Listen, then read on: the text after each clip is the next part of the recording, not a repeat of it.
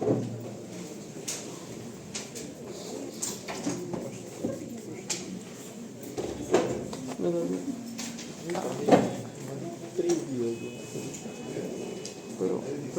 ustedes arreglaron con su boda de final.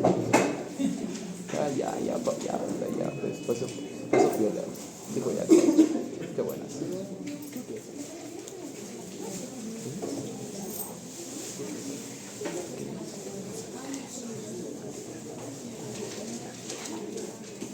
Doctor y compañeros, buenas tardes. El día de hoy les vamos a hablar sobre síndrome cerebral. Hablaremos, empezando, ¿no?, sobre síndromes cerebrales. Este es un conjunto de signos y síntomas neurológicos debido a la lesión del sistema central que puede localizarse en zonas de diversa naturaleza, ¿no?, ya sea esta estructural o sea funcional.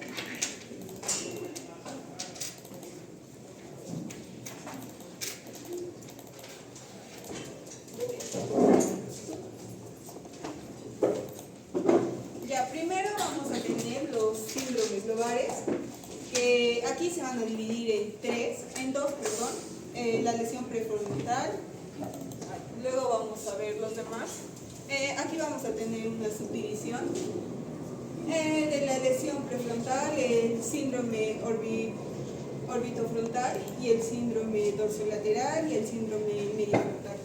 En cuanto al síndrome orbitofrontal, este va a controlar, ¿no?, lo que son los impulsos y también va a autorregular la conducta. En cuanto al síndrome dorsolateral, este va a involucrar lo que es, se involucra con lo que es la emoción, y el síndrome mediofrontal, estos tienen rasgos diferenciados en lo que es la cinesia y también lo que es la apatía. Hablando ahora más de lo que produce cuando estos se afectan, en cuanto a las lesiones orbitofrontales, va a haber una afectación disecutiva, ¿no? Aquí va a haber una desinhibición, impulsividad, y también va a haber una afectación de lo que es la autorregulación de la conducta. Como ya lo mencioné, va a haber, ¿no?, desinhibición, también va a haber pobreza de juicio y relación antisocial, va a haber euforia, disforia, sexualidad inadecuada, hiperactividad y conductas motoras también, que esas van a ser repetidas.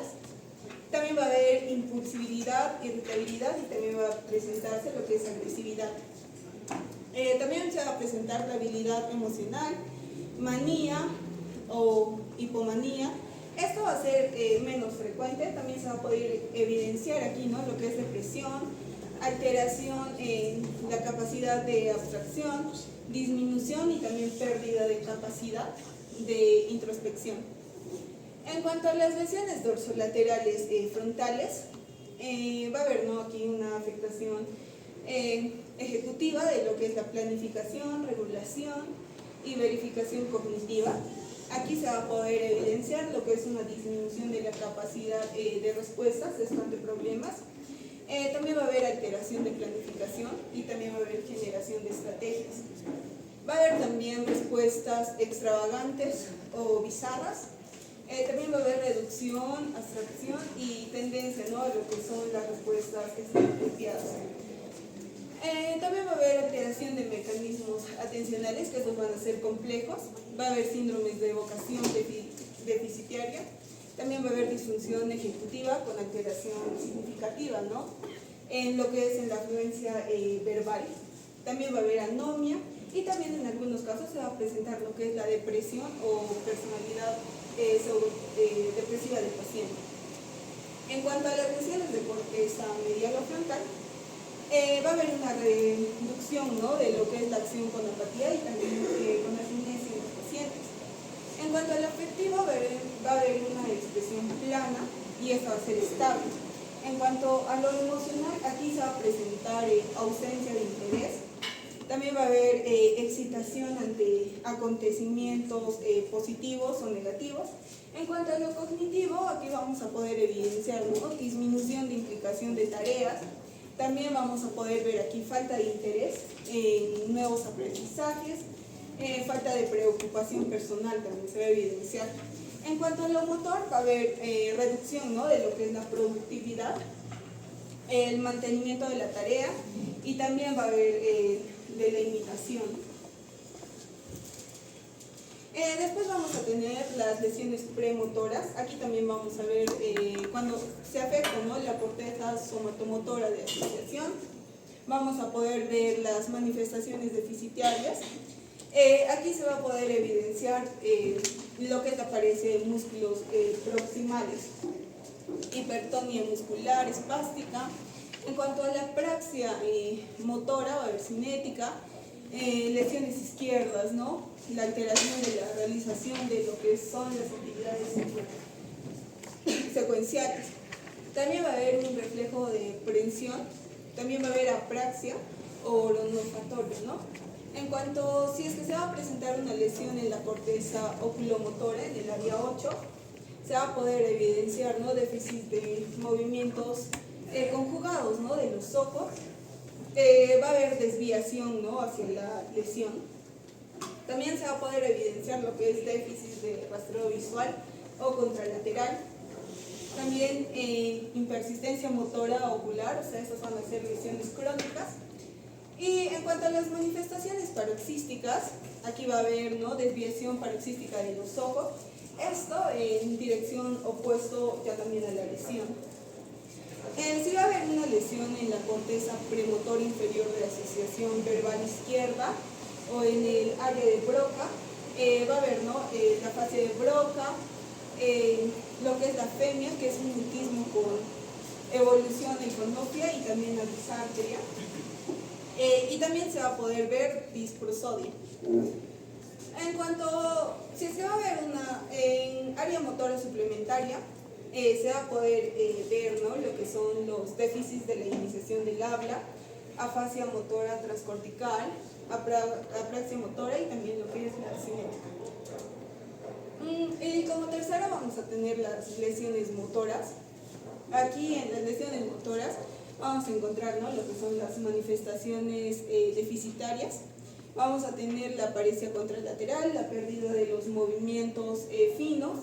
También se va a poder evidenciar sincinesias, lesión de la convexividad,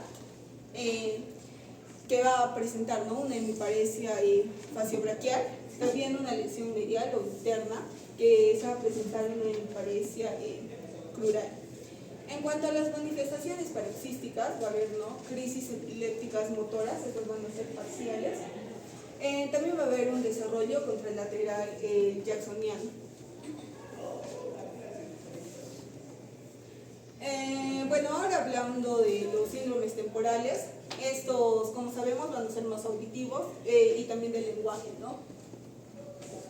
Vamos a hablar ahora de las lesiones auditivas que se van a producir aquí. Vamos a tener, ¿no?, la corteza auditiva primaria, que aquí se van a poder presentar lo que son las lesiones unilaterales, que generalmente van a ser trastornos subclínicos, como una sordera cortical o unilateral, detectable mediante lo que serían pruebas de audición. Y también va a haber, ¿no?, ilusiones y también lo que se van a presentar alucinaciones visuales. En cuanto a las lesiones bilaterales, va a haber una sordera cortical. Hablando sobre la corteza auditiva de asociación, se va a presentar, ¿no?, lo que son las lesiones de hemisferio izquierdo. En la fascia de Wernicke, si asocia la lesión profunda, cuadrantanopsia y homónima superior derecha, ¿no?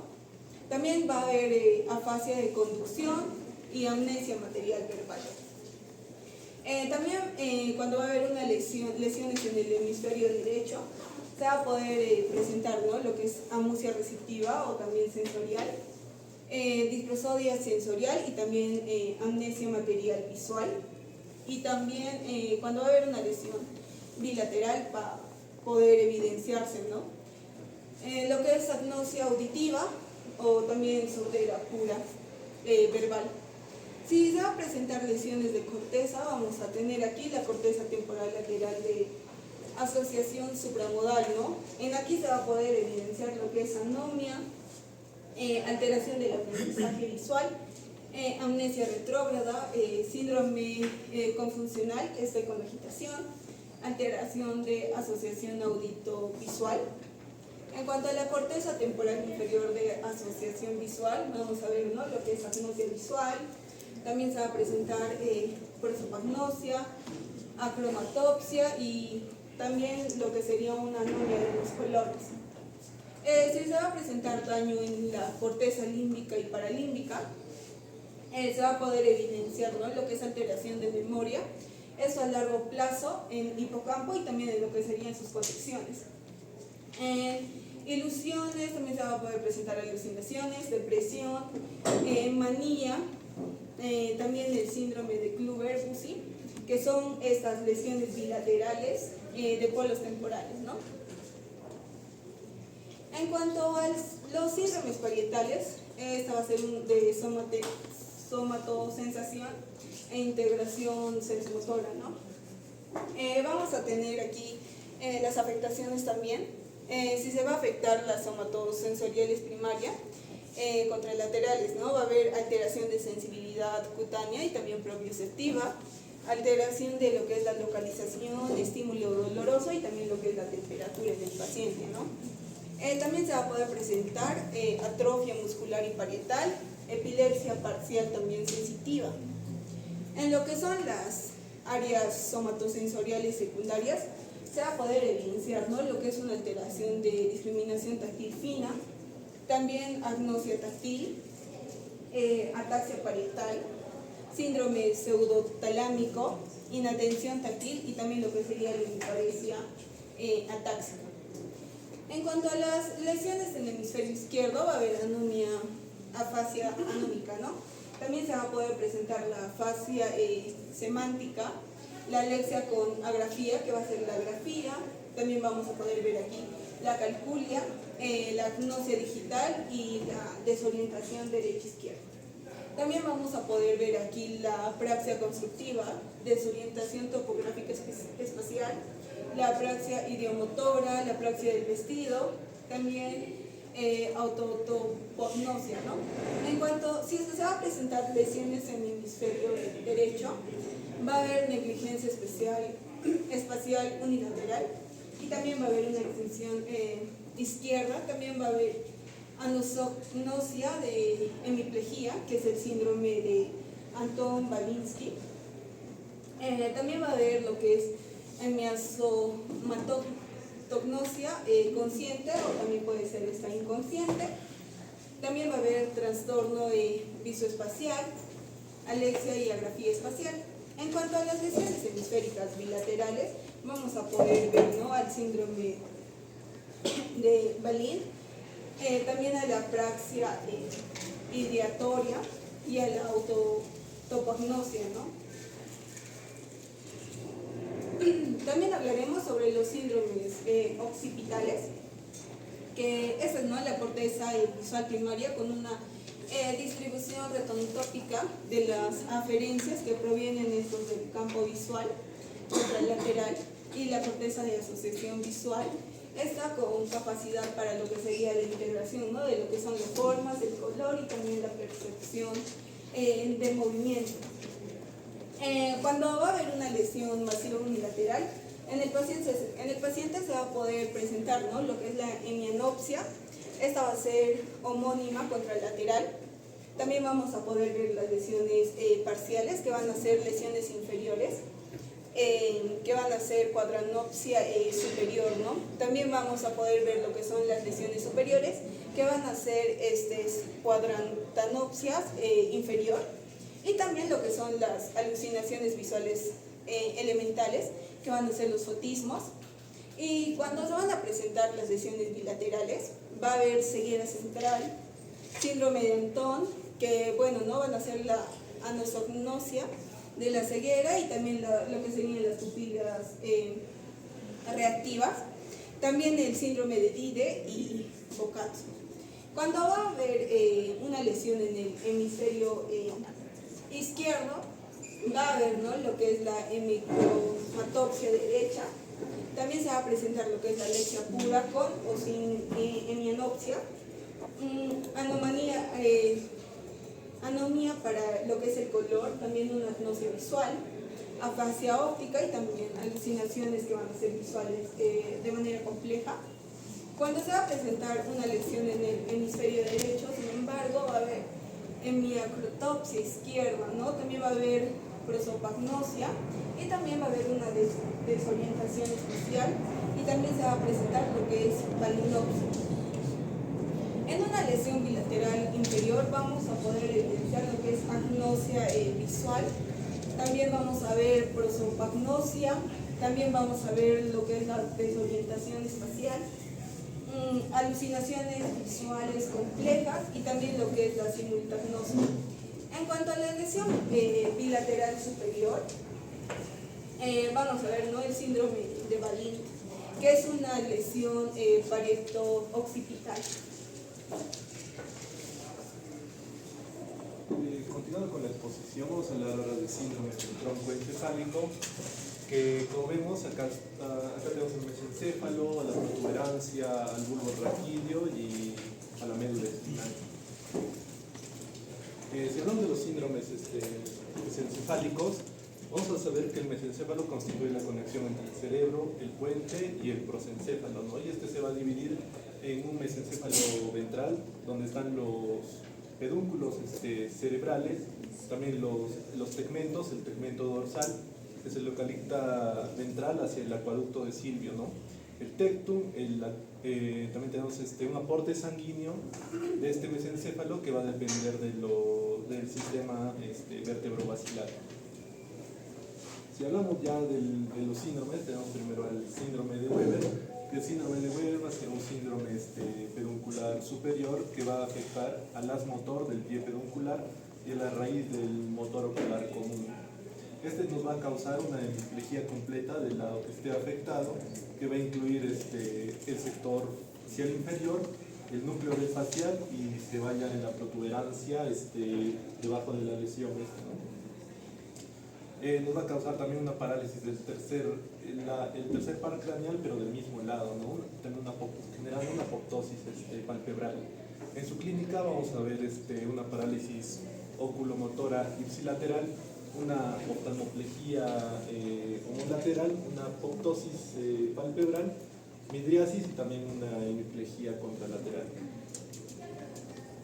Otro síndrome, vamos a tener al síndrome de Benedict. Este síndrome de Benedict va a ser un síndrome mesencefálico paramediano, que va a estar localizada la lesión en el tegmento ventral del mesencéfalo, ¿no? Generalmente en la región paramediana. Fue descrito este síndrome en 1889, ¿no?, por Mortis, que va a afectar al tercer par craneal, que es el nervio oculomotor, ¿no?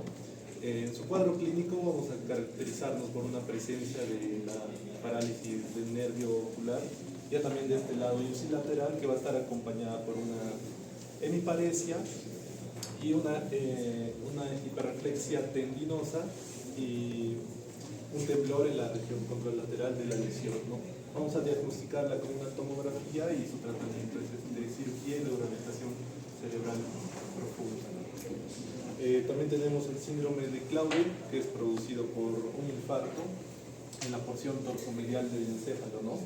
Que va a darse por la oclusión de las ramas perforantes pequeñas de la arteria cerebral posterior, que van a aportar el flujo, ¿no?, a la porción medial del núcleo rojo, también al núcleo del tercer par craneal, en los pedículos cerebelosos posteriores, ¿no? En su cuadro clínico vamos a ver una parálisis del oculomotor ipsilateral también, que puede estar acompañado de hemiataxia contralateral de los miembros superiores y también de los miembros inferiores. También tenemos el síndrome de Parinau, que puede estar causado directamente acá, o también podría ser por una compresión del techo del mesencéfalo, ¿no? Que va a producir una afectación en el tectum, en el pretectum y en el tegmentum, ¿no? También de la sustancia gris periacueductal, siendo una afectación neurooftalmológica, podemos decirla muy habitual, ¿no? Esto nos va a causar una parálisis de la mirada vertical hacia arriba, convergencia también ocular defectuosa. La midriasis también nos va a provocar anisocoria, signo de Collier, que es una retracción del párpado. Tenemos el síndrome de Notángel, que es una asociación de la parálisis oculomotora unilateral que va a tener un origen mesencefálico con una ataxia cerebral, ¿no? Estas van a ser unas lesiones que se van ocurriendo en los dos lados, van a ser bilaterales de las ramas del oculomotor, ¿no? ¿Cierto? En su clínica vamos a tener una hipocinesia generalizada reflejada en el comportamiento verbal del paciente, ¿no? Va a tener también una disfunción hacia la mirada vertical, que es la principal anomalía, con la disfunción también de la mirada hacia horizontal. Acá vemos algunos lugares donde afecta el síndrome de Notángel, y como dije anteriormente, el síndrome de Benedict y el de Clausen. Si hablamos sobre síndrome del puente, vemos que el puente va a conectar el cerebro con el cerebelo, y este se va a dividir en el puente ventral del tegmento dorsal, ¿no? El aporte sanguíneo de este puente va a depender de las ramas mediales de las arterias cerebelosas superiores y las ramas perforantes de las arterias basilar y arterias cerebelosas anterior. En este tipo de lesión vamos a tener diferentes síndromes, ¿no? Acá tenemos el síndrome de Marie-Foix, que es una lesión que se da en el extremo lateral del puente, ¿no? Que va a representarnos una ataxia del cerebro iliolateral, unas hemiparesias contralaterales con pérdida, o también no puede haber pérdida hemicorporal, ¿no? Las manifestaciones clínicas más frecuentes de esta patología van a ser la ataxia ipsilateral, la hipoestesia contralateral, la hemiparesia también contralateral, ¿no? Acá vemos algunas formas de determinar estas manifestaciones clínicas, ¿no? Como vemos en la ataxia ipsilateral, podemos ver pruebas de metría, en la hipoparestesia contralateral, una exploración también de la sensibilidad táctil del paciente. En la hemiparesia contralateral vamos a valorar la masa muscular, el tono muscular y la fuerza muscular del paciente, ¿no? También tenemos el síndrome de Foville, que es causado o puede ser causado por un infarto de la porción inferomedial del puente, ¿no? Con afección del tracto corticoespinal o con una lesión del fascículo longitudinal, o puede ser también medial, ¿no? Causando un daño en la formación reticular y en los núcleos abducens y el núcleo facial, ¿no? Vemos al lado que se produce la lesión con manifestaciones clínicas ipsilaterales y contralaterales, teniendo las manifestaciones ipsilaterales una parálisis facial periférica, parálisis de la mirada con cuadro horizontal como lateral, y en las manifestaciones contralaterales vemos una hemiplegia contralateral y una hemianestesia contralateral también, ¿no? Y vemos el lugar de la lesión. También tenemos dentro de estos síndromes al síndrome de Lockett-In, o también llamado el síndrome del cautiverio, y es debido a un daño hacia la vía piramidal que va a estar localizada en la porción ventral del tronco encefálico. Va a producir una parálisis de los músculos voluntarios de la respiración. En este caso, como vemos, los pacientes van a estar despiertos, van a estar conscientes, su capacidad cognitiva puede estar intacta en estos pacientes, pero van a estar impedidos de realizar algún movimiento, ¿no? Les va a causar una tetraplegia a estos pacientes. Va a haber alteración de los movimientos oculares y la alteración de la vía corticoespinal, ¿no? Como vemos en qué lado está la lesión. También tenemos el síndrome de Miller-Gruber, que va a ser una lesión en el lazo corticoespinal del séptimo par, y a veces también puede ocurrir esta lesión en el sexto par, ¿no? Va a causar una hemiplegia contralateral, parálisis facial superior e inferior. Esta va a ser del mismo lado, ¿no? Va a ser como lateral. Síndrome facial, folículos. Este sería una lesión de los folículos del facial, y va a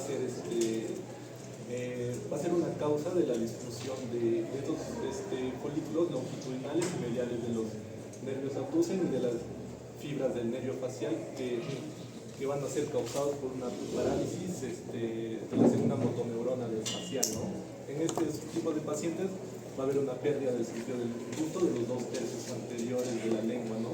También en estos pacientes se va a generar una hiperacusia, una diplopia, una parálisis horizontal de la mirada conjugada, ¿no? Vemos dónde está afectando esta tomografía. Si hablamos ahora de los síndromes vulvares, vamos a ver que el bulbo raquídeo va a conectar la médula espinal con el resto del encéfalo, ¿no? Esta va a tener una porción ventral, segmento dorsal. El riego del bulbo raquídeo va a depender de las ramas penetrantes de la arteria vertebral de la espina anterior, ¿no? Acá vemos algunos de los componentes de los síndromes bulbares. Acá vemos un síndrome, que es el síndrome de Wallenberg, que va a ser producida por un daño en la porción lateral del bulbo raquídeo, ¿no? Que se puede dar ya también por un infarto en la arteria cerebelosa posterior inferior. Vamos a ver que este lado nos va a presentar un Horner más una ataxia ipsilateral y una hipoalgesia contralateral. También estos pacientes nos va a ocasionar nistagmus, debilidad facial, disfagia, y los pacientes van a tener el vértigo, ¿no? Y va a estar afectando la zona del fundíbulo vestibular. El síndrome de Guerin, o también síndrome bulbar medial, este se debe o se podría producir por un infarto en la porción medial del bulbo con una afectación de los núcleos del nervio del hipogloso, ¿no? Clínicamente el paciente va a tener una debilidad, va a tener un sentido del gusto ipsilateral solo de un lado, ¿no? Vamos a ver que puede tener un signo que la lengua cuando saca se puede ir a un lado, ¿no? O va a apuntar al lado de la lesión de la lengua. En su clínica contralateral que presenta este paciente va a presentar una hemiparesia, alteración de la sensibilidad profunda y propioceptiva, ¿no? Y una hemiplegia parcial. Dentro de esos síndromes también el síndrome de Babinski-Nagiotto, que es un síndrome bulbar que se caracteriza por la asociación de diferentes síndromes como el síndrome cerebrovascular, el síndrome de Schlau-Bernard-Horner, con una combinación también de los síndromes medial y lateral. La lesión va a situarse en la unión pontomedular en estos pacientes, ¿no? Como vemos, todo el lado que cubre la lesión nos va a generar una hemiparesia contralateral, un síndrome de Horner del mismo lado, un nistagmo, también un signo de Babin. El Babinski va a ser positivo, pero ya también contralateral en estos pacientes. Si hablamos de síndromes cerebelosos, vamos a ver que el cerebelo va a cumplir muchas funciones, ¿no? Como el control motor, la regulación del tono muscular, mantener la postura, nos va a servir para el equilibrio, para la coordinación y el ajuste, para la predicción de posiciones, para la influencia del lenguaje, para procesos de aprendizaje y la percepción visual espacial. Acá tenemos dentro de estas patologías los síndromes, ¿no? Vamos a ver con los síndromes neurocerebeloso o síndrome del hemisferio cerebeloso, ¿no? Estos pueden ser causados ya por un tumor, puede ser causados por isquemia del hemisferio cerebeloso, ¿no? Entre sus signos y síntomas vamos a ver que pueden ser unilaterales y afectan los músculos ipsilaterales al hemisferio cerebeloso que está afectado, ¿no? Puede estar afectado a un lado o al otro lado, ¿no? También nos va a causar ataxia, puede ser una ataxia unilateral o bilateral, ¿no? Vamos a ver que el paciente va a presentar dismetría, disartria, apinexia, hipotonía, hipodinamia, y también va a presentar nistagmus. Dentro de estos síndromes también están los síndromes cerebelosos o síndrome de Wernicke, que va a afectar las estructuras que tienen que ver con los trastornos del equilibrio, ¿no? Va a ser una lesión en la parte media del cerebro, va a ser una lesión en Wernicke, ¿no? Va a causar meduloblastomas del Wernicke en los niños y crece hacia ambos hemisferios y va a llenar el cuarto ventrículo, ¿no? Dentro de los signos y síntomas van a estar asociados todos los síntomas al sistema vestibular, ¿no? También va a presentar una ataxia troncal, ¿no? O la incapacidad para que el paciente pueda sostenerse sentado o de pie, ¿no? Una inestabilidad. Nos va a generar una incoordinación del paciente, tendencia a caída hacia adelante, dificultad para mantener la cabeza en su posición, dificultad para mantener erecto el tronco. Nos va a causar también nistagmus verticales, puede causar nistagmus muy exagerados en estos pacientes. El paciente no va a ser capaz de seguir objetos dentro del campo visual que le podamos poner, ¿no? Ahora hablando de los síndromes medulares, vamos a ver que la médula mide aproximadamente 45 centímetros de largo. En la parte superior de la médula se continúa hacia el bulbo, ¿no? Y en la parte distal continúa con el filum terminal. Este se va a extender desde la parte superior de la primera vértebra cervical hasta la región inferior, hasta L1 o L2, ¿no? Vemos algunas partes de esta. Podemos ver que tiene sustancia gris, tiene sustancia blanca, va a tener las astas posteriores, astas anteriores, va a tener fascículos descendentes que llevan la señal desde la médula hacia abajo y fascículos ascendentes que van a llevar la señal de abajo arriba, ¿no? Nos va a dar algunas causas de estos síndromes finales, como puede ser anormalías congénitas, nos puede dar algunas causas vasculares, nos puede dar traumatismos que haya tenido el paciente, nos puede dar tumores, lingomelia. Dentro de síndromes que tienen estas patologías vamos a tener el síndrome segmentario, ¿no? Que estas van a ser las patologías que van a afectar todas las funciones de la médula espinal, ya sea en un nivel o puede afectar en múltiples niveles, ¿no? O sea, el síndrome de transición de toda la médula, que esto nos va a causar un cese de la función de todas las vías ascendentes, ¿no? Y descendentes también de la médula espinal. También nos va a causar la pérdida de todos los tipos de sensibilidad que tenga el paciente, también, ¿no? De movimientos por debajo de donde esté la lesión. Nos va a causar una transección aguda, puede causar un shock espinal, retención urinaria, disminución de los reflejos. Algunos podrían ser temporales, pero la mayoría no. Nos va a causar en los temporales un aumento del tono, una espasticidad o una hiperreflexia en los pacientes, ¿no?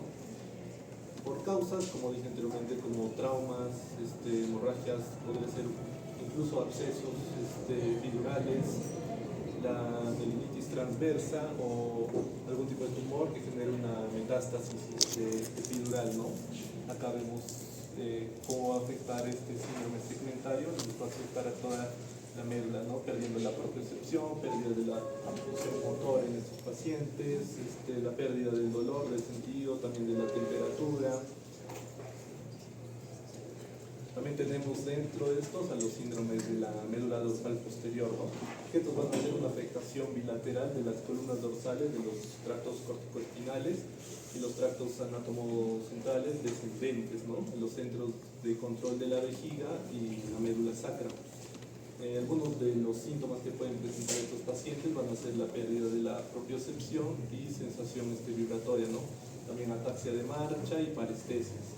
Van a presentar estos pacientes una debilidad que si es aguda se va a acompañar de flacidez muscular, también de hiporreflexia y también de hipertonía o hiperreflexia muscular también puede presentar estos pacientes.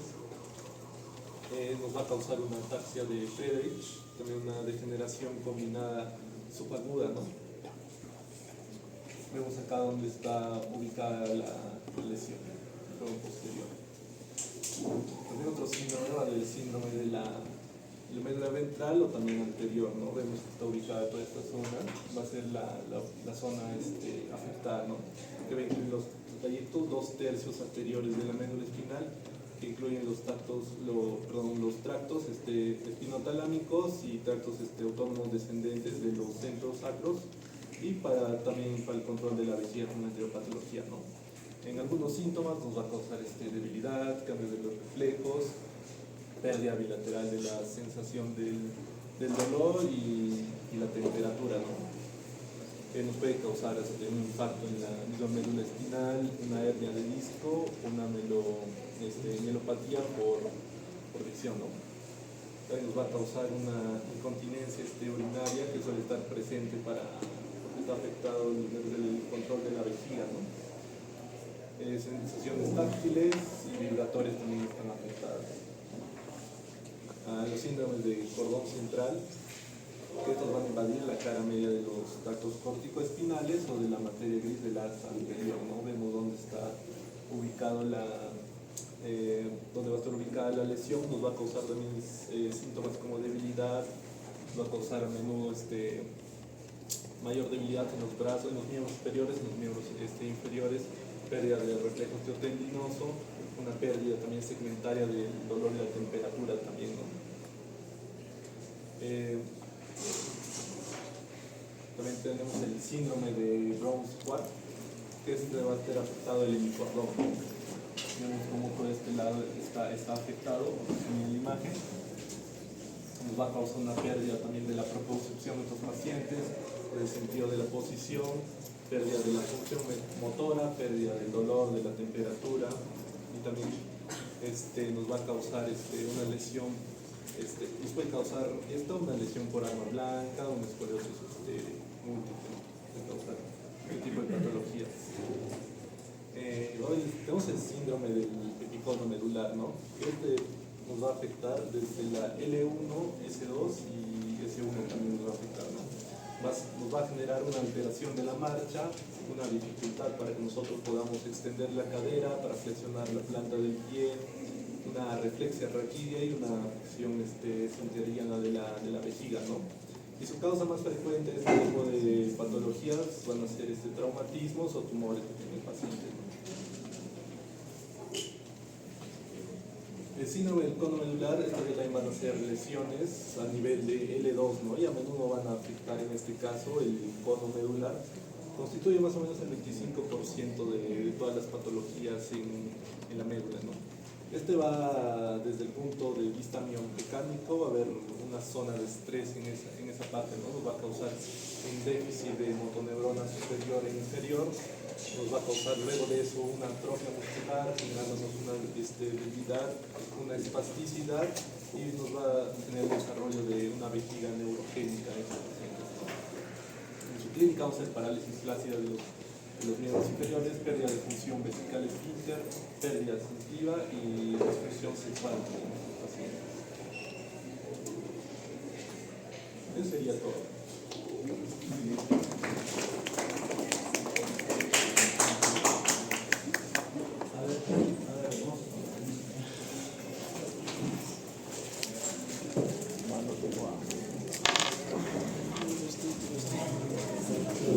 Aquí la pongo. Sí, pero no. Pero un voluntario que es voluntario de su clase.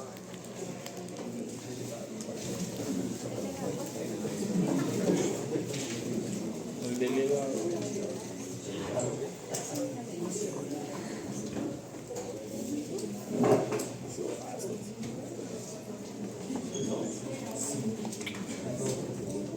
Es voluntario.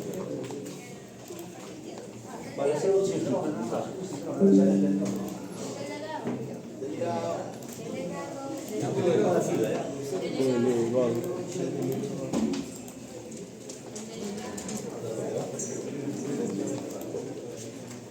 ver, jóvenes, es que, mira, si no entendí nada. Tantos síndromes que hablan sus compañeros, confunden, ¿cierto?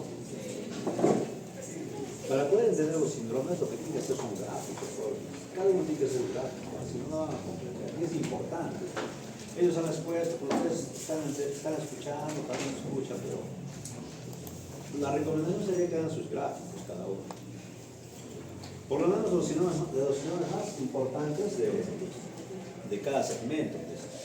De cerebro no hay mucho problema, más encefálico. El problema arranca ya en el tronco encefálico, se dan cuenta, ¿no? Todos los cruces, no nos han explicado, pero depende un poquito más profundo por dónde pasan las neuronas, ¿no? Las efectoras, las que llevan la sensibilidad, las que llevan la motilidad, todo eso, ¿no? Entonces, si no hacen gráficos ustedes, no van a entender, o sea, hasta ahora no están sin entender.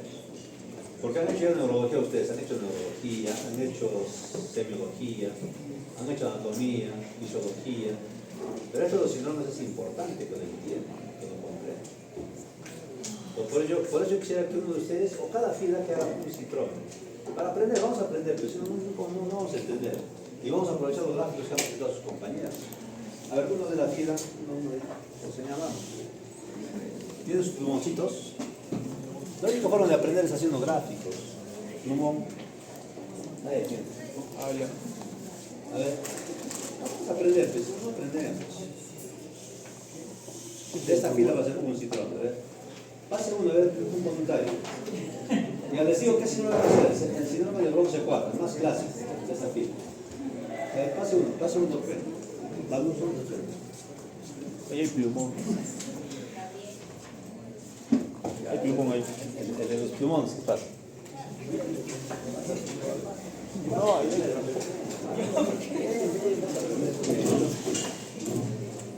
A ver. ¿Dónde está? En la médula, ¿no es cierto? Ya, dibuja el gráfico de la médula. Uno grande, otro tan grande. Tienes la pizarra grande. A ver, revisa el bronce 4 ahí. en la película.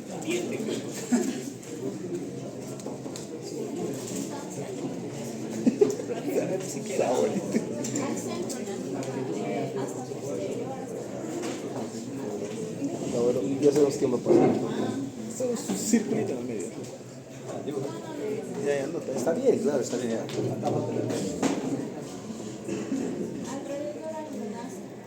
¿Cuál es anterior, cuál es posterior? anteriores son los de abajo. Ya es anterior. Pon AN, AN.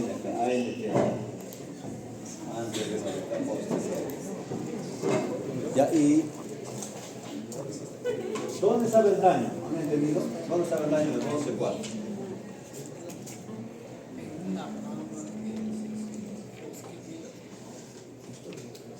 En la médula, ¿a qué nivel estaba el daño cuando expusieron el 11-4? Porque cada síndrome tiene su daño, por eso está pintado de negro en sus gráficos, ¿no es cierto? A ver, el 11-4, nadie se acuerda. Yo debo pintar el daño, ¿ya? El daño debe ser todo de mi médula. Todo esto. Ya, todo esto. Ahí está el daño, ¿no es cierto? Ahora, si ustedes se recuerdan, ¿por dónde pasan los fascículos? Los motores, los sensitivos, ¿por dónde pasan? ¿Quién le puede ayudar? A ver, ¿tú te acuerdas algo? El anterior es motor y el posterior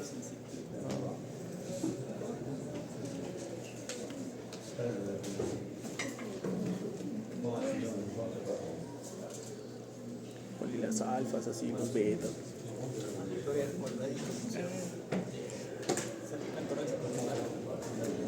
Adelante. Adelante, los alfas, betas.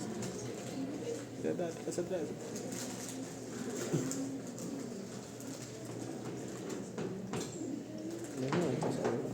¿Qué? Ah, no, tonto. No soy más simple.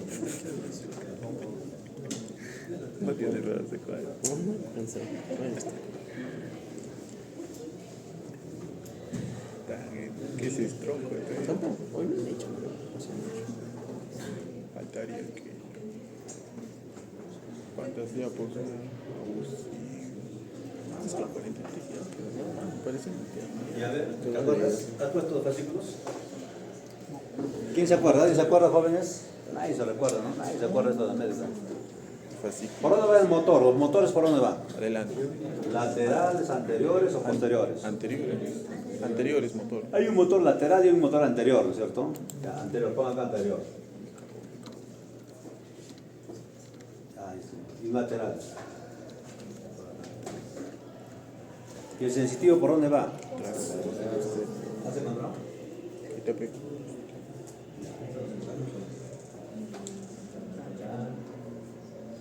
Sí, sí, claro. Ah, el H.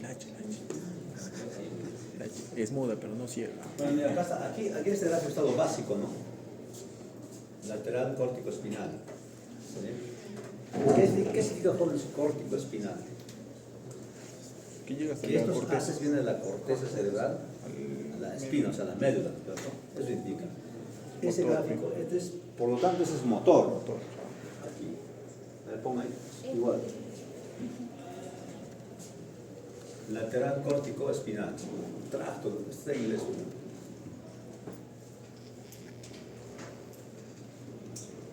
Es lateral. Aquí que dice, espinotalámico. ¿Qué significa? ¿Qué significa, jóvenes? sensitivo. Los que han hecho práctica, los jóvenes de práctica, no. Ya, pero espinotalámico. De la espina arriba. ¿Qué es espinotalámico? La espina al tálamo. Por lo tanto, ¿esto qué sería? Vía sensitiva.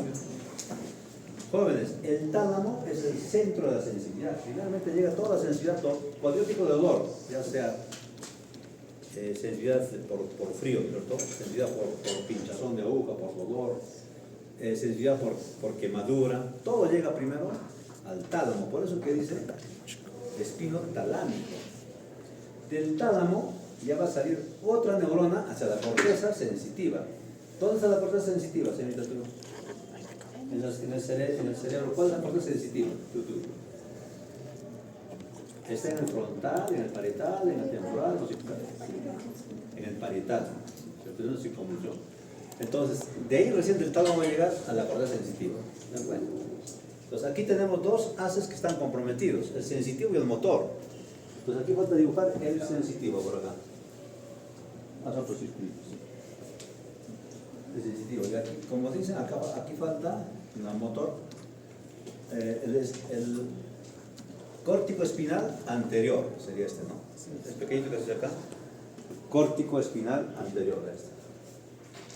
Es motor. Córtico, que sí, el otro sensitivo. Entonces, si se dan cuenta, si el daño en la médula está a ese nivel, donde he pintado de azul, ¿qué está dañando, jóvenes? Ambos. Está dañando la motora, está dañando la sensitiva. Eso es lo genérico, ¿eh? Porque aquí en la parte posterior, azul es azul. Aquí en la parte posterior, perdón, acá. También hay otros fascículos, ¿no? Aquí hay otros fascículos. También son sensitivos. ¿Este gráfico dónde está? Aquí lo he puesto, ¿no? Entonces, estos también son sensitivos. Lo que pasa es que son protopáticos. Sensibilidad protopática. Ahí ponen sensibilidad protopática. Todo esto es sensibilidad protopática. Sensitivo protopático. Y lo que está al lado del sensitivo que está aquí, ese es epicrítico. Porque ese sí se va a dar cuenta qué tipo de dolor es. Por eso dice epicrítico. El protopático es medio tonto, no se da cuenta, ¿no? Hay un dolor, pero medio sordo, medio lejano. Por eso es protopático en el posterior. Este sí es fino. Este te va a decir, ¿dónde está el dolor? ¿En qué dedo está el dolor? ¿O en qué parte del tórax? ¿O en el abdomen? Te lo va a decir, ¿no? Este. Entonces, si el daño está ahí, en esa zona, ¿por qué en el dibujito, en el hombrecito que han hecho está así? Mira, ¿eh? ¿Se dan cuenta? Dice que hay pérdida de dolor, pero contralateral. ¿Se dan cuenta? O sea, no siente dolor el paciente en el miembro inferior contralateral, del daño, ¿no es cierto? Del daño. ¿Está bien o no? Para eso, ¿por qué? ¿Por qué es contralateral?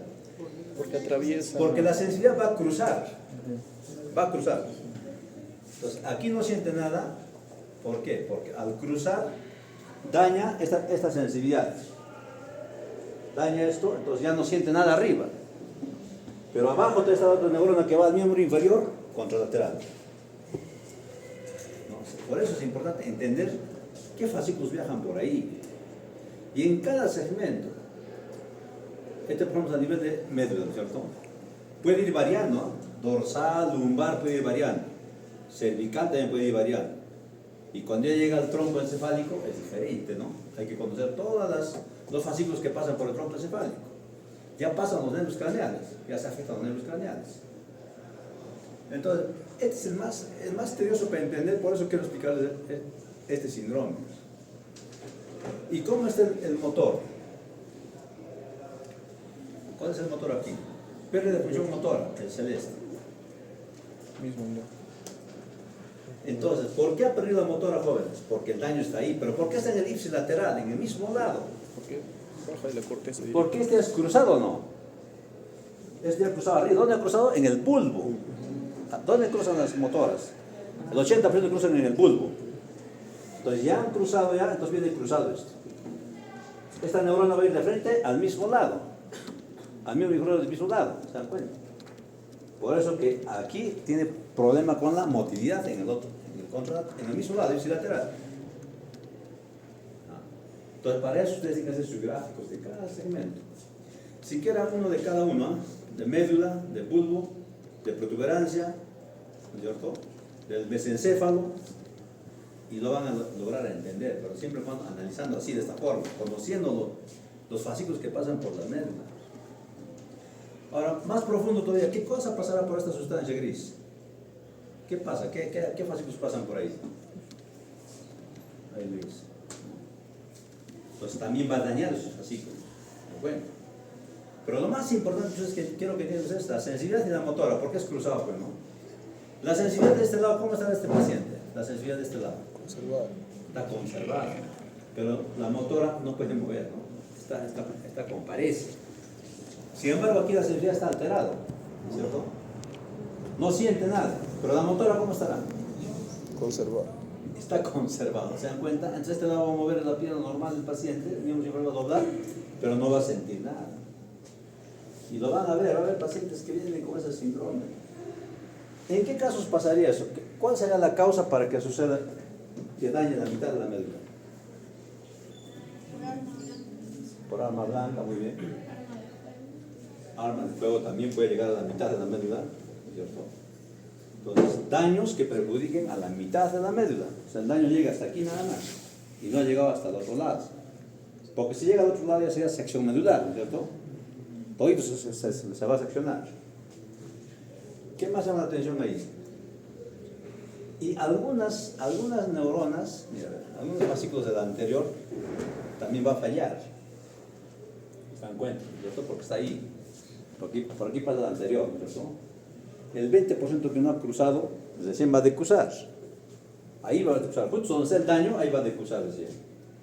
Entonces, no siempre en su totalidad la motilidad va a estar conservada en ese lado. Una parte va a estar dañada, ¿cierto? Pero dependiendo del nivel, ¿en qué nivel está? ¿En qué nivel está la sección medular? O sea, la lesión medular, ¿en qué nivel está? ¿Dorsal o lumbar? ¿O cervical? ¿O dorsal alto? Entonces eso te va a afinar ya esta lesión. Entonces, para hacer los gráficos jóvenes, esto es lo que tienen que analizar ustedes, de esta forma más o menos. ¿Se entiende ahora? ¿Ahora se entiende? Entonces, si nosotros explicaríamos así cada síndrome, se va a entender. Entonces, los fascículos jóvenes tienen que empezar a recordar. Recuerden, por favor, o si no, hagan sus gráficos. Creo que vamos a dejar como tarea para la próxima clase. Traigan dibujados en una cartulina, como jardín, como primaria. ¿No quieren recordar? Con plastilina. No, ya no quiero maquetas. No, sí, esa es la tarea. Tengo traumas. Mira, esa fila que haga lo que es casi parecido a lo que es síndromes medulares. Jóvenes, ustedes síndromes medulares, ¿no? La siguiente fila, lo que es síndrome vulvar. Y la siguiente, esta fila, síndrome de protuberancia. No se van a cambiar de lugares para la siguiente clase. Síndrome vulvar. No, protuberancia ustedes mesencéfalo. Síndrome de mesencéfalo. Porque el cerebro todo lo demás se comprende. El cerebro es comprendido. Esta parte es un poco difícil. Muy bien, vamos a tomar lista, a ver dónde estamos.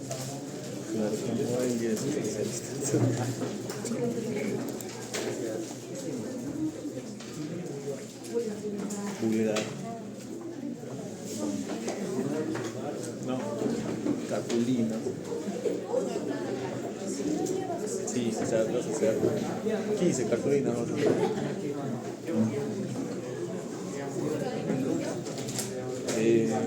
Si puedes, con plastilina hacer relieve. Una maqueta.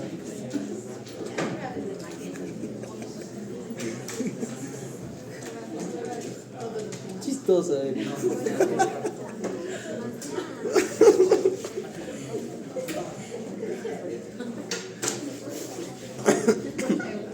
Mis traumas, mis chistes.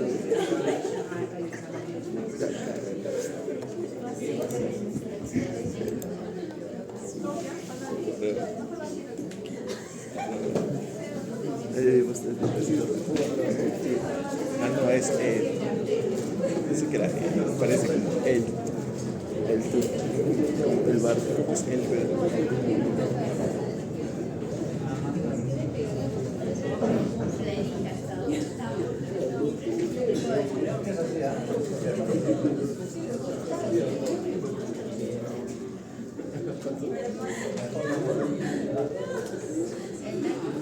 ¿Qué le nos pide esa huevada.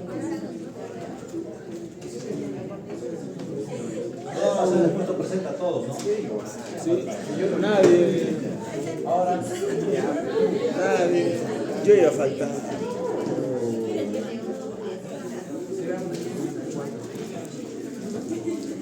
Para evitar la fatiga. Voy a hacer así. ya mejor en eso. Vamos a tomar lista. Altamirano, ¿Qué pasa, velo? Arcos, Presente. Bombilla, Camel Calderón, Carpio Tapia, Choquehuayta Chacón, El Castillo Pañamo, Fernández Delgado, Presente. González Salas, Es el delegado. Guayparimachi, Guamán Valdés, Iñani Pócar, ¿Qué quieres? Lazarino Ospeja, Series. María Tercus, Presente, doctor. Mellizaca Aguirre, Estoy mal. Por eso te voy a decir. Neira Mendigo, Ochoa Pam. Iba, puedes crear tu usuario acá aparte. Ortiz, ¿dónde está? Ochoa, ¿Qué tienes interés? ¿Qué te dijo? Solo tú vas a presentar o no? Ortiz de Roe, Otazuma, Bancuer Bolívar. ¿Dónde está? No está.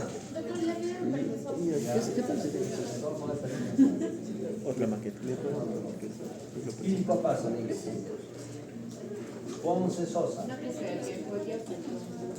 Portugal Pozo, Quispe Basal, también pide ¿Cuánto? Quispe Tapara, Ramos Pan, Rojas Vázquez, Romero Alcázar, Salas Castillo, Salazar Mena, Samán Segovia, Segundo Sayago, Tapia García, Valderrama Quispe, Vargas Ureña, Vargas Muyo, Sepa Dios que Medero Vargas, Vera, Puede decir eso. Vera Torres, Pero es el único que ocupe. ¿A cuánto? Vilcanina, ¿Cuánto será un 6? Debe ser increíble.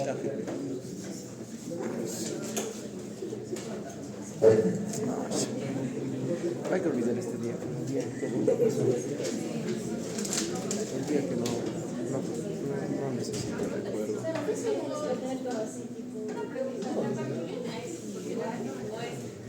se me ha ocurrido, ¿no?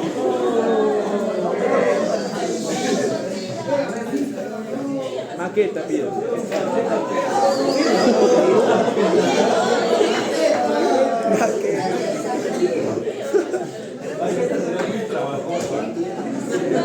Dígales a la doctora, ¿sabes?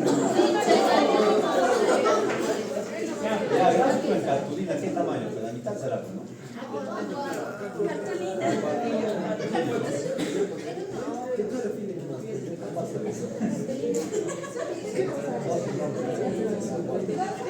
Ya, solo uno. No van a repetir, pero no. ¿Qué? Ay, chucha, no te has que poner de acuerdo. No,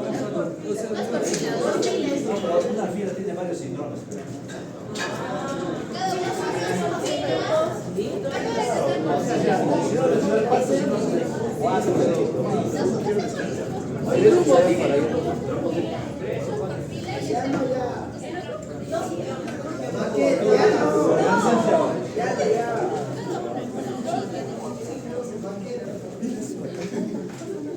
tiene reforzado.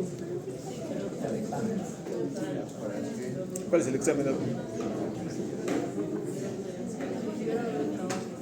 Ya están los exámenes, man. Pues es 33. A ver, joven, vamos a un poquito más a la rápido más. 15 minutos para revisar. Esto lo hicimos la semana pasada. Tuvimos el síndromes, justo es cuando lo que sus compañeros han revisado hoy día, ¿no? Todos los tipos de síndromes que conocemos en neurología o en cirugía. ¿Ya? Entonces, lo que quiero que quede claro, jóvenes, es lo siguiente. Para llegar a un diagnóstico, hemos dicho la semana pasada, necesitamos solamente saber la historia clínica. ¿Qué más del paciente? ¿Qué más? Dominancia. Solamente la historia clínica, ¿no? Con anamnesis, con todos los datos que necesitamos, ya podemos dar nosotros un diagnóstico. Pero, para definir bien el diagnóstico, tenemos que tomar exámenes auxiliares. Y eso que revisaron sus compañeros la semana pasada. Entonces, ya hablamos de la radiografía. Yo solo quiero aclarar los puntos fijos nada más. ¿Cuándo solicitamos radiografías? En traumatismo. Como estamos hablando de traumatismo de neurocirugía, vamos a hablar de radiografía craneal. ¿Está bien o no? Craneal. ¿Qué más? ¿Qué otra radiografía solicitaríamos como neurocirugía? Un paciente con trauma, con traumatismo. Columna. Accidentado, de columna. Radiografía de columna cervical, dorsal, lumbar, hasta de sacro podría ser. No nos interesan a nosotros los huesos largos, ¿no es cierto? El torso tampoco no nos interesa, ¿no? No es solicitud de nosotros, pero como neurocirugía necesitamos lo que no vamos a necesitar nosotros para nuestro diagnóstico. ¿Ya? Entonces, las radiografías son importantes, jóvenes, ¿ya? Incluso se dice que con la radiografía podemos encontrar también otras deformidades, sí, es verdad. Las escoliosis, ¿cómo encontramos? Radiografía. Con la radiografía, ¿cierto? ¿Cómo podemos encontrar tumores? También podemos encontrar. Porque los tumores deforman la columna o también pueden deformar el cráneo. Entonces ya sospechamos que puede haber alguna lesión tumoral. Entonces, la radiografía no solamente sirve para los traumatismos, pero sí o sí en los traumatismos hay que solicitar radiografía craneal, cervical, dorsal y lumbar y sacro. Y otro consejo, jóvenes. La radiografía cervical a veces lo toman vamos a ver si acá tenemos imágenes.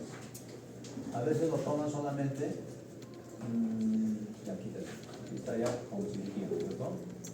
Solamente toma uno, esta es la vértebra 1, 2, 3, 4, 5, 6, 7. Esta radiografía está bien. Tiene que salir las 7 vértebras cervicales cuando ustedes solicitan radiografías cervicales. Incluso la D1. Esa es una buena radiografía cervical, porque por ahí se nos escapa la C7, de defensa rota. Si sale hasta la C6 nada más, la C7 o la D1 puede estar rota. Y el paciente está parapléjico. ¿Y por qué el paciente está parapléjico si las vértebras están sanas? Podemos decir nosotros, ¿no? Pero hay que ver siempre la C7, la D1, ahí se nos escapa siempre. Entonces nunca hay que confiarse con una radiografía cervical de solamente 6 o 5 vértebras cervicales. Tiene que ser completa. Acuérdense, completa. ¿Qué más en las radiografías? En las radiografías, por ejemplo, de columna lumbar, no solamente puede haber fracturas también en lumbar, puede haber listesis. Esta figura que ven ahí es listesis. Toda la vértebra superior se ha ido para adelante y la vértebra inferior se ha ido para atrás. Entonces aquí hay una listesis. Entonces, a veces también esas imágenes no logramos ver, ¿no? Con una radiografía, cuando sale solamente la radiografía hasta L4, ¿no? Hasta L3, L4. Siempre hay que pedir con sacro más, para poder ver cómo está el L5 en relación con el S1. Son las recomendaciones de las radiografías, ¿no? Entonces, ahora, cuando vemos que la radiografía sale con esta imagen de listesis, hay que hacer una radiografía funcional. ¿Quién sabe qué es la radiografía funcional?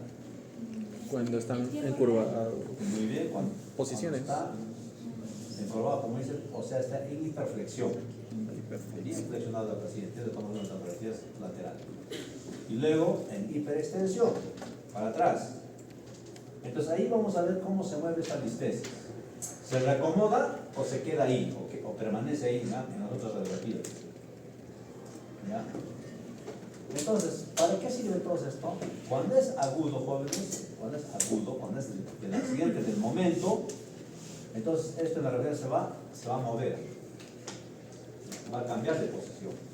Pero cuando es crónico, un antiguo, de hace años, hecho la listesis, no se mueve, ¿no? En las radiografías, ya sea en hiperextensión e hiperflexión, va a seguir manteniendo esa listesis, el grado de la listesis. Entonces, son unas recomendaciones. En las radiografías de cráneo, jóvenes, es típico ver este tipo de... Estas son fracturas, ¿lo están viendo? Esas son las fracturas. Típico de fracturas. No siempre están en la sutura está por aquí, ¿no? Pronto parietal aquí la sutura, parieto occipital aquí la sutura. Perdón, aquí abajo. Entonces, siempre las fracturas están en el parietal, puede estar en el temporal, en el frontal también. Pero siempre se va a ver así una línea negra, oscura, así una línea. Y bien alineado, ¿no? Este puede ser un poco tortuoso, ¿no? Pero tiene que estar alineado. La fractura del cráneo es línea pura.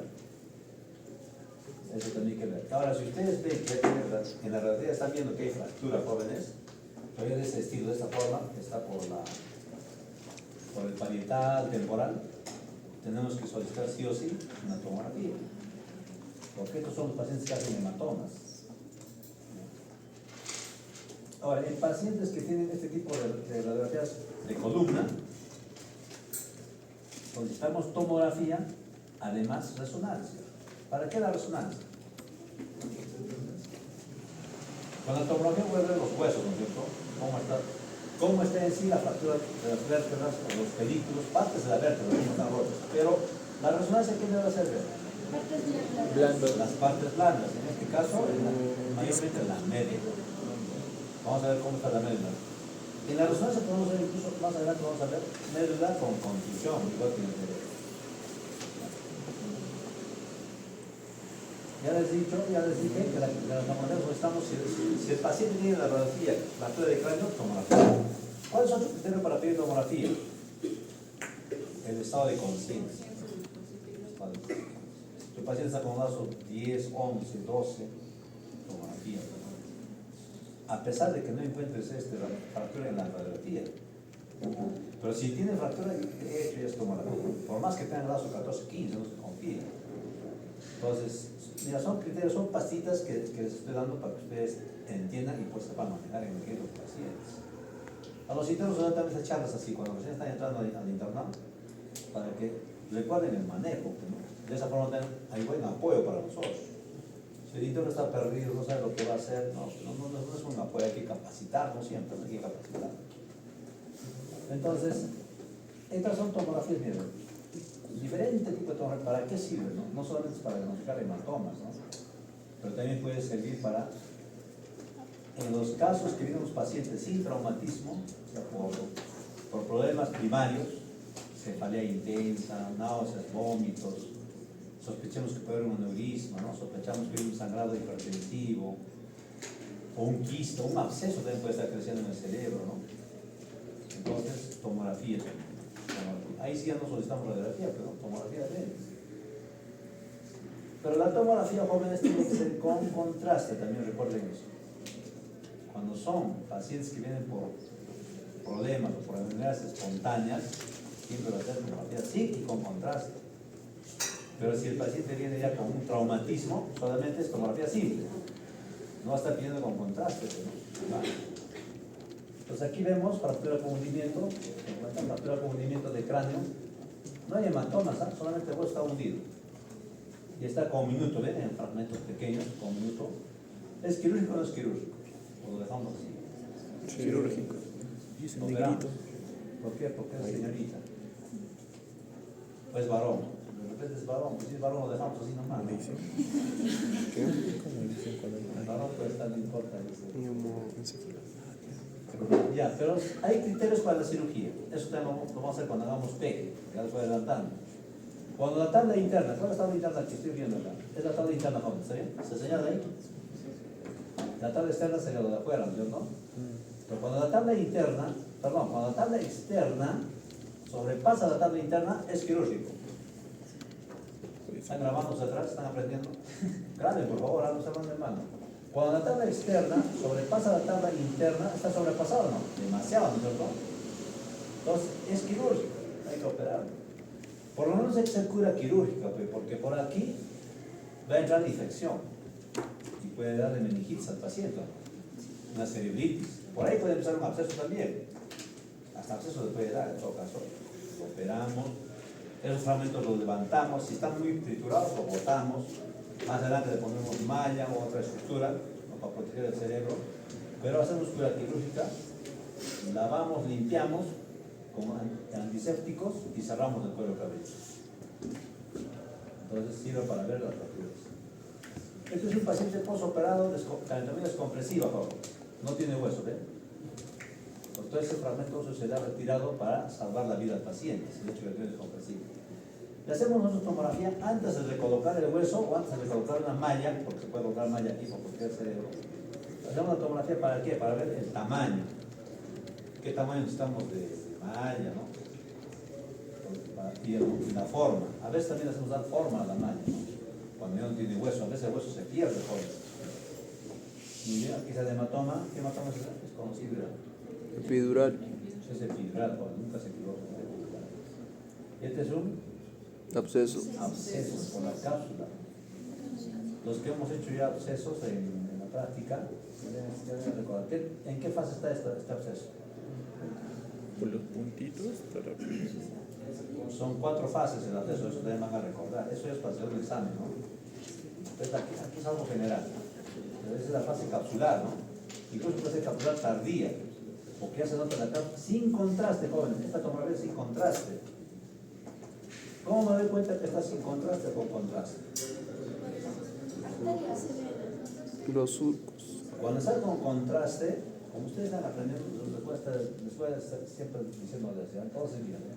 Cuando es con contraste, estos surcos Con blancos. hiperdensos, porque ahí están los vasos. El contraste entra por los vasos, por las arterias. Te iba a preguntar. Entonces pinta las arterias y se va a notar aquí como hemorragia sordoidea, así se va a ver aquí, pero no se ve. Por lo tanto, esta es una tomografía sin contraste, pero ¿cómo mira pinta la cápsula, ¿no?, de este absceso?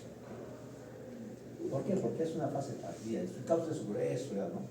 Por eso pinta así tardía. Esto es una cosa. ¿Esto qué es, jóvenes? Hidrocefalias, ¿no? Entonces, con la tomografía también podemos ver hidrocefalias. No hay surcos, mira, así como estos surcos que ven aquí en esta tomografía no hay surcos. Por lo tanto, es una hidrocefalia hipertensiva.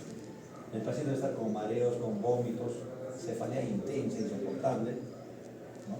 Porque no tiene surcos. Totalmente borrados, cerrados los surcos. ¿Y esta tomografía de qué será?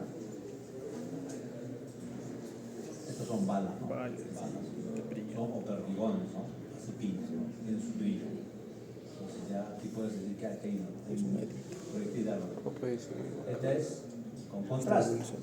Esta es una angiotomografía. Muy bien, angiotomografía. Entonces aquí está pintando con contraste los vasos.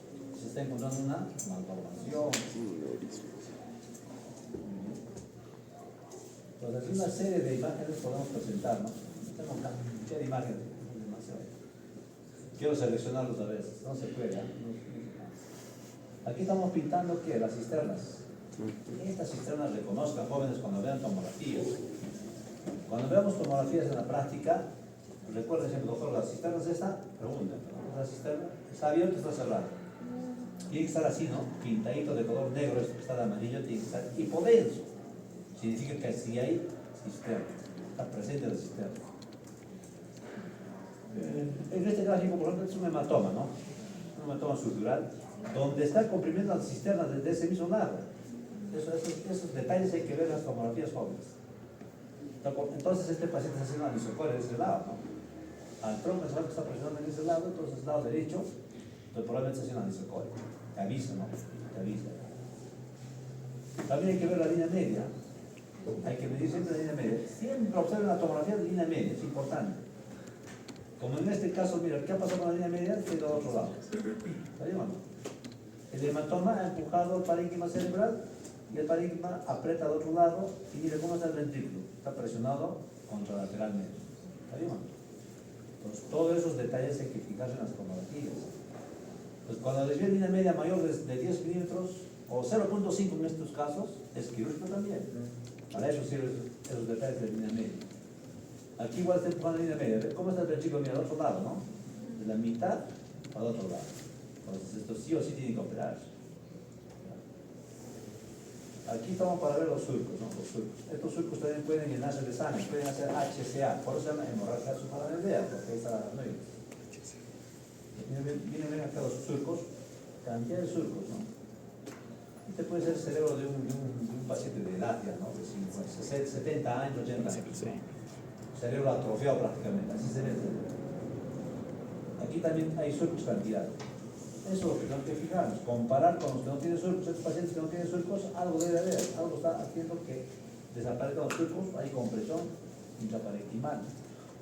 Entonces hay que buscar la causa y hacer la cirugía. Esas son las tomografías. A ver, vamos con la tomografía de columna, ¿no? Que les decía, ¿no? En la tomografía podemos ver, en la radiografía no nos especifica tanto así como las tomografías, ¿no? Aquí estamos viendo cuánto de aplastamiento tiene este cuerpo vertebral. Ya no hay cuerpo vertebral, ¿no?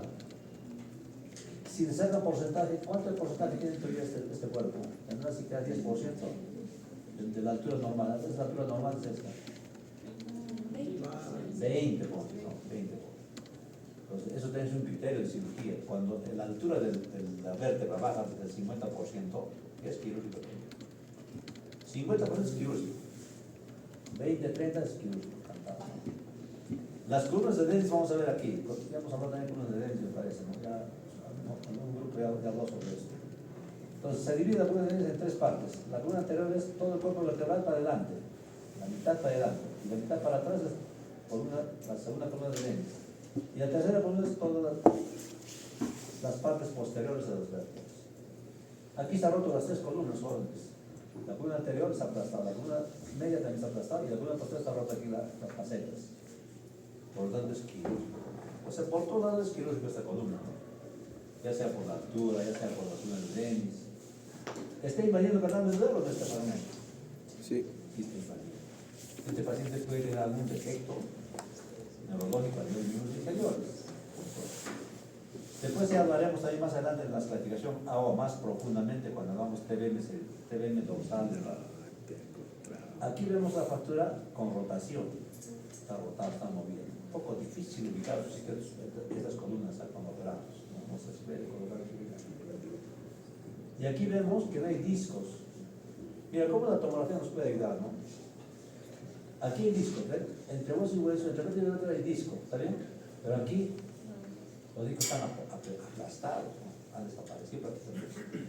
¿Y dónde están los discos entonces? ¿O bien sido para atrás o bien sido para adelante? ¿No? Pero como se van para atrás, a eso se llaman hernias. Entonces, con la tomografía tú puedes decir sospecha de hernia discal. ¿En qué niveles? Ahí tienen los niveles, ¿no? El de 5 es segundo, el de 4 es de 5, varios niveles, ¿no?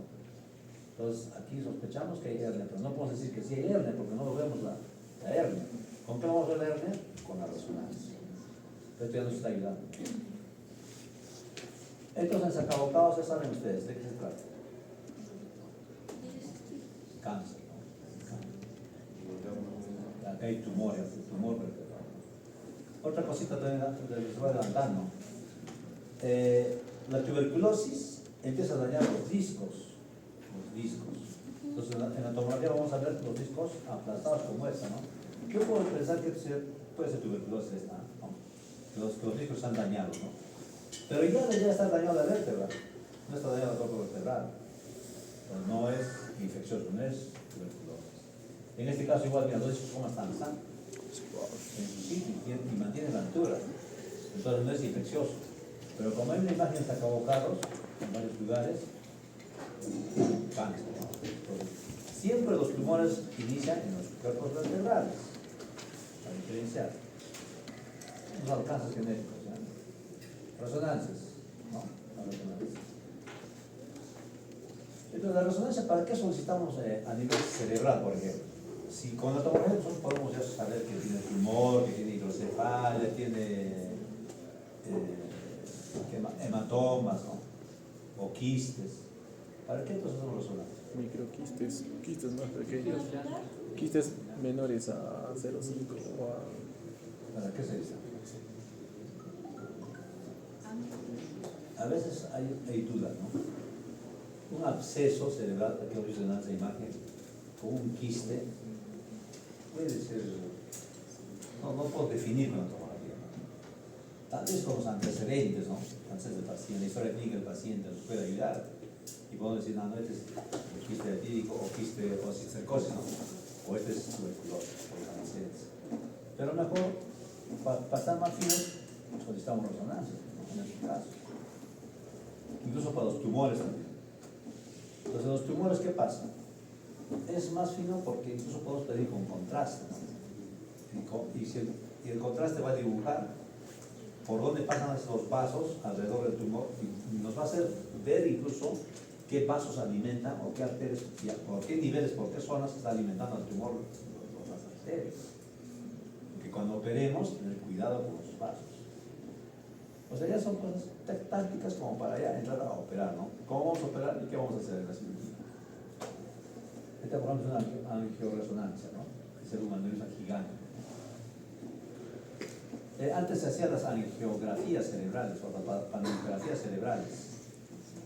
Hoy en día, pues la resonancia y la tomografía, la angiotomografía y la angioresonancia ya se da la vuelta prácticamente, ¿no? Ya no hay necesidad de estar haciendo angiografías. Aquí hay tumores gigantes, ¿dónde está? Este tumor gigante, ¿qué tumor sería este? Está en la silla turca, ¿no? Puede ser hipófisis. ¿Y qué es? Tumor hipófisis, ya sí, para los siglos, tumor hipófisis puede ser. Pero ¿qué tumor podrá ser? Puede ser un adenoma, puede ser un macroadenoma, puede ser un carcinoma, dependiendo de la edad, ¿no? Otros datos necesitamos saber. Aquí está la hernia clásica, jóvenes. Entonces, la resonancia también sirve para las hernias, ¿no? Aquí está este disco, el núcleo pulposo del disco ha salido y está comprimiendo la médula. Está clarito, ¿no? Cuando las hernias son de este tamaño son quirúrgicos. Hay hernias también pequeñitas que a veces no son quirúrgicos. Y algunos colegas también se entran a operar, ¿no? Hay que operarlo mejor antes que se vuelva grande, ¿no? Tampoco es así. A ver, por ese motivo nos complicamos a veces con los pacientes, ¿no? Es siempre manejar los criterios. ¿Cuándo operar? Cuando está así gigante. Mira cómo aprieta incluso a la raíz nerviosa.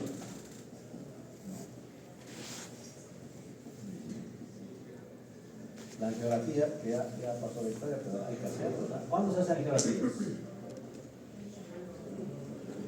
Mayormente para diagnosticar malformación y aneurisma, ¿no? Pero si nosotros queremos definir lo que les dije en una clase que ya queremos hacerle clipaje de aneurisma o queremos embolizar. En esos casos, mejor hacer una angiografía para tomar decisiones. ¿Qué vamos a ver? Hemos dicho el cuello del aneurisma. ¿De acuerdo? Si el cuello es ancho, lo clipamos. Si el cuello es angostito, lo embolizamos. Ahora, va a depender en qué región está el aneurisma, ¿no? Entonces, todo eso lo hacemos con un estudio de angiografía. Podemos rotar, ¿no? Al paciente podemos rotar, ¿no? La máquina es la que rota, ¿no? El paciente está estático, la máquina va a rotar, ¿no? Sagital, lateral, oblicuo, posterior, anterior, por todos lados de la imagen y vamos a saber cómo está el cuello del aneurisma. En la malformación, ¿qué voy a buscar, jóvenes? Con estas angiografías. ¿Qué arteria es la que alimenta y qué venas son las que liberan, ¿no? La sangre que entra en la malformación? Entonces, para eso sirve su estudio. Más probable, ¿no? Para el aneurisma, malformación. Es más, tenemos electroensodograma, mayormente lo manejan en neurología, ¿no? También se hacen cirugías con el electroensodograma, cirugías funcionales se llaman. ¿Cirugía de qué? ¿Cuál es la cirugía funcional? ¿Alguien sabe?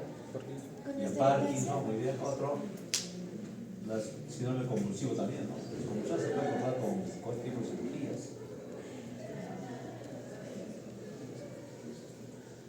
Así está.